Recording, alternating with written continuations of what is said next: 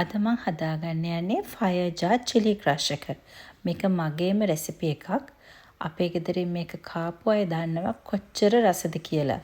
මේක ඇත්තටම අපි සැර අඩුවෙන් කන පාස්තා එකක් වගේ දෙයක් එක්ක කනකොට සයිඩ් එකකින් කන්න අයිඩියල්ම පිකල් එකක් කියවොත් ඒත් හරි. මේකට ඇත්තටම අපිට අවශ්‍ය වෙන්නේ 3 ingredients. chili, olive oil, salt.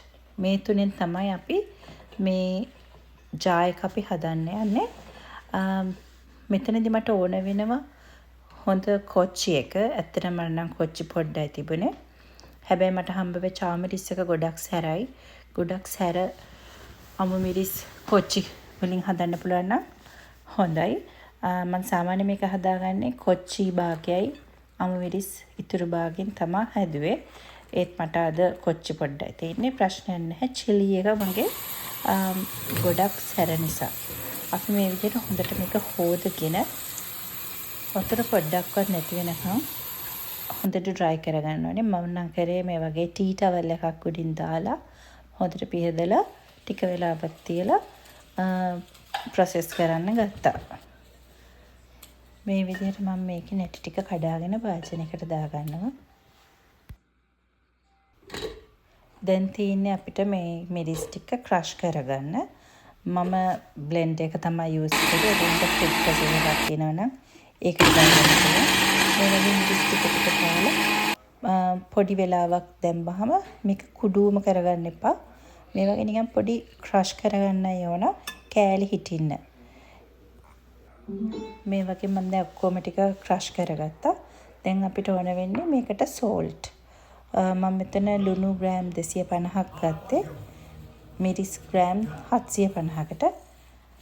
දැන් මේ ලුණු ටික ඔක්කොම මම ඒ ගත්තු ග්‍රෑම් 250 දාලා මික්ස් කරගන්නවා. ඔයගලන්ට හිතනවා නම් තව ලුණු රස ඕනයි කියලා තව ඇඩ් කරගන්න පුළුවන්. මගේ ප්‍රමාණයට මම ගත්තේ ලුණු ග්‍රෑම් 250යි. මේක මික්ස් කරගෙන ඉවර වුණාම අපිට තියෙන ෆ්‍රිජ් එකට දාන්න බොක්ස් එකකට දාලා ඊට කලින් මම කියන්න ඕන ඔයගලන් මේක ෆ්‍රිජ් එකට දාන්න කලින් ඔයා ඉන්නේ සීත රටක නම් මේක පැය 6ක් විතර තව එළිය තියෙනවා නම් හොඳයි. මොකද ලුණු වල කැටගතිය දිය වෙන්න ඕන. ඒ නිසා මේක දැන් ෆ්‍රිජ් එකට කෙලින්ම දැම්මොත් ලුණු ටික දිය වෙන්නේ නැහැ. මොකද මේ ලුණු අල්ලන්න තමයි අපි මේක ෆ්‍රිජ් එකට දාලා 4 days තියන්න ඕන. ඒ නිසා පැය 6ක් පැය 8ක් විතර එළියෙන් තියාගන්න පුළුවන් නම් ගොඩක් හොඳයි. අර ලුණු ටික හොඳට දිය වෙලා මිරිස් වලට අල්ලන්න. මම මේක මේ විදිහට බොක්ස් එකකට දාලා පැය 8ක් විතර එළියෙන් තිබ්බා. මොකද මම මේක හදන දවසේ පොඩ්ඩක් සීතලයි. ලුණු ටික දිය වෙන්න ඕන නිසා මම මේක එළියෙන් තියලා තමයි ෆ්‍රිජ් එකට දැම්මේ. ලුණු ගතිය තාම පේනවා.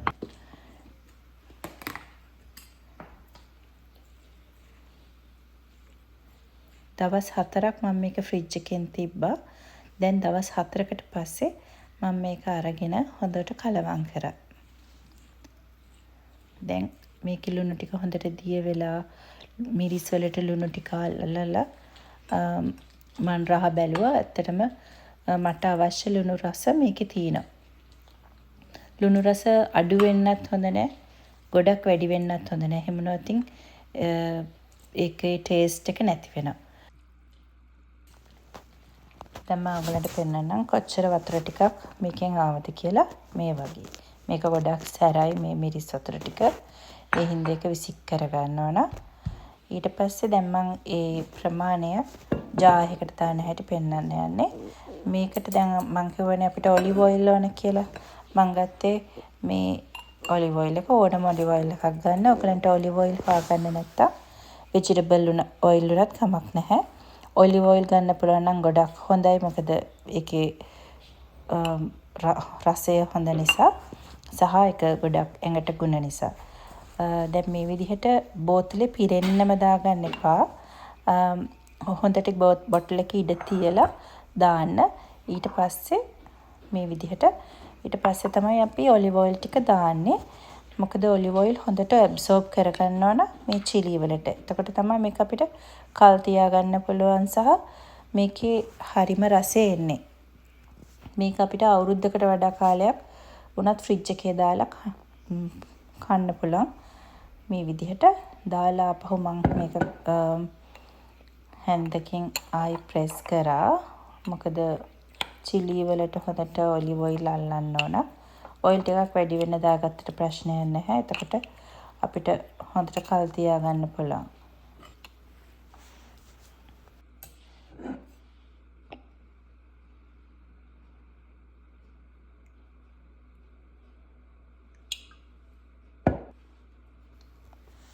ඔයිල් ටික මේ වගේ උඩට පේන්න තියෙන්න ඕන. එතකොට තමයි හරි ගානට මේක තියෙන්නේ මේ වගේ. මේක වහලා ඊට පස්සේ ඔයගලන් ෆ්‍රිජ් එකේ දාලා තියාගන්න. ඕන තරම් කාලයක් ෆ්‍රිජ් එකේ තියන් ඔයගලන්ට කන්න පුළුවන්. හැබැයි ඔයගලන් යූස් කරනකොට ඩ්‍රයි ස්පූන් එකක් හැම වෙලාවෙම යූස් කරන්න. මේකෙන් චිලි ගන්නකොට. මේ තමයි අපි හදාගත්තු ෆයර් ජාර් චිලි ක්‍රෂ් එක.